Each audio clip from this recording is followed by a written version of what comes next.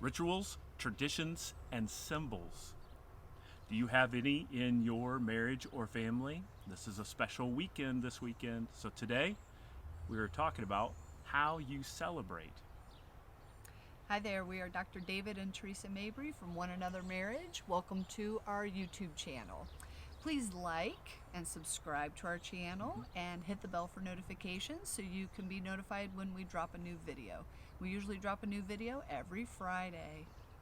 We're dressed in these hats and we're outside looking celebratory because it's Independence Day weekend. Many of you are going to be watching this on Independence Day weekend, and so we're ready to celebrate. Today we're having family over and celebrating. It's kind of a new way for us to do these holidays because we're empty nesting now, but we've been through many seasons of marriage and have done it in different ways. Right. So that's what we wanted to bring to you today, is talking about what are some of your rituals as a family, as a couple, in your years of marriage together. So we actually want to talk about a little one of our favorite rituals as a family. Even though 4th of July is coming up, we're actually going to talk about something for Christmas. So kind of like Christmas in July. Merry Christmas, everybody. But we have had, since we've been married, we each year get a new Christmas tree ornament, and that's something that we do. And then after our kids came along, it was a family opportunity to go out and shop and to look for an ornament together, usually something that represented the year for us. Or if we took a trip or a vacation or something like that, we would grab an ornament from that location.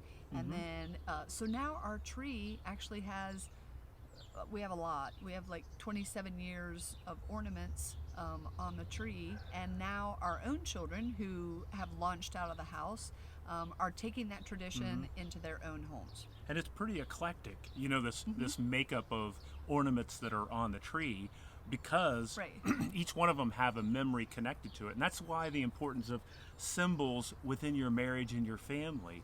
What sort of things are you doing to symbolize or to mark or to remember things that happen, significant items that you're celebrating, trips that you take, anniversaries, whether it's a wedding anniversary or other type of anniversaries? And there's several on there that we have that really do point to. We can take them off the tree, and there's a story behind each one of them, and that's so important. And that's one way that we hold on to traditions and symbols and rituals within our marriage to this day. Right. So we're actually going to bring up one of our books. A few weeks ago we did a video on the top 5 marriage books that we would suggest, and this was one of them.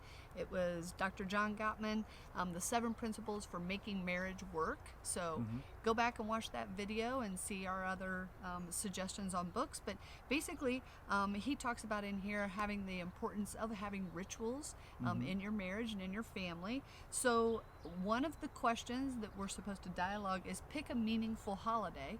And since today is Independence Day, we're picking July 4th. What is the true meaning of this holiday to us? How should it be celebrated this year? How was it celebrated in each of our families growing up? Yeah, that's a great question. And once again, these are conversation starters, so we'd love for you to take these and do the same. Think about what your answers would be and discuss it with one another. Right.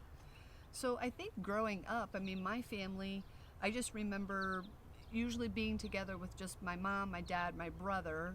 Our extended family was out of state, so the 4th of July wasn't a holiday that we traveled to go see extended family, but we were together, and usually it was a day of just fun. And sometimes the town that I grew up in had some type of a local festivity and fireworks that were there. And so we would go, and then when my small town couldn't do that anymore, we went to the next larger town to watch the fireworks there. So yeah, and it's probably the same for us, is that it was really neat to be able to, every year we go to the local fireworks. And I grew up in a small town, and so there were small town fireworks that happened. And that's one of my favorite things of the tradition that we have as a married couple, and and when the kids came along, it was really neat to be able to go to fireworks each year and to be able to celebrate Independence Day, and then also to have get-togethers each year. Right. So, And so that's something that we're actually doing this year because we are empty nesters for the first time, and we're having our own children come over, and so and they have kind of caught a hold of that as well. That it's just an opportunity for our family to get together. So we're going to have fun. We're going to grill out probably, Yeah. and we have some backyard games that we like to play, and it'll be hot, but that's okay. It'll be good. We'll still have a Yep. good time. And so what do you think about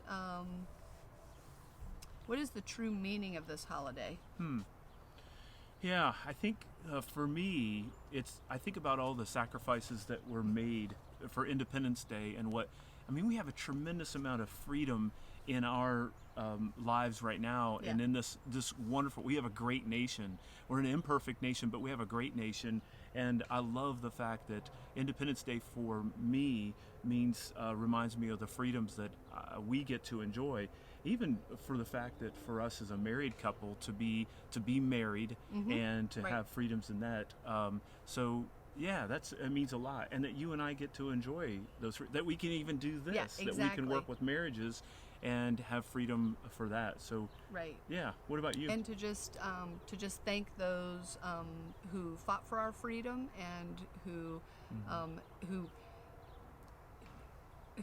tried to do something so out of the box at that time, and then look at this country that developed because of that, and Yeah. look at all the different people that are represented in our country, and to just know that we're an independent nation, that Yeah. we Yeah. truly we have freedoms that a lot of other people don't have. Yeah, So yeah. One thing that Theresa and I have talked about, that we just want to be a little vulnerable with you, and that we know that this phase of our marriage, one thing that we wish to do, one of our goals is to form some of new traditions, new symbols, and New new rituals. rituals, but hold on to the old ones as well as much as we can. Right. But we have this different dynamic, and I guess I mentioned that, and I wanted us to be open and vulnerable with everyone, so that you recognize as well, is that you'll go through different seasons where you'll need to maybe change things up a little bit. So Right. for us, do you have any ideas on new rituals? I'm kind of springing it, but at the same time, it's any thoughts on traditions or rituals, and what are some of the things you'd like for us to do?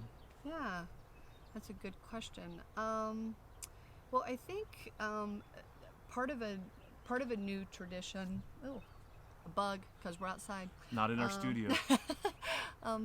Maybe part of a new tradition is to actually something that we haven't done as regularly, but take a book, because we both enjoy reading. But take a book and maybe take turns working our way through that book, and it could be a fiction book, or it could be whatever we want it to be. But both reading the same book at the same time, and then having discussion about it.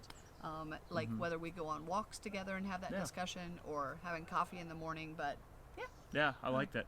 I like the intentionality too. Yeah. And so that's our goal, is to be as intentional as possible at this new season of our marriage. So Right. what about you?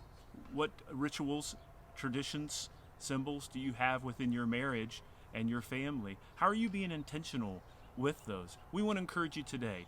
Celebrate the holidays, celebrate those anniversaries, but also on a small scale is celebrate by having a tradition of a evening meal together, and Right. put the phone away, Yes. put the social media away, and have actually dinner together. That could be a great idea for you and your significant other.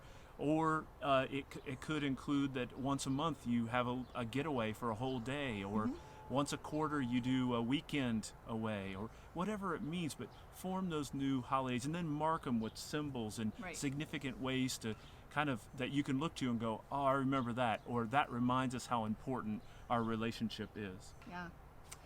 Well, we want to thank you for your time with us today. Remember to like the channel, subscribe. If you found this information helpful, please, pass it on to someone else.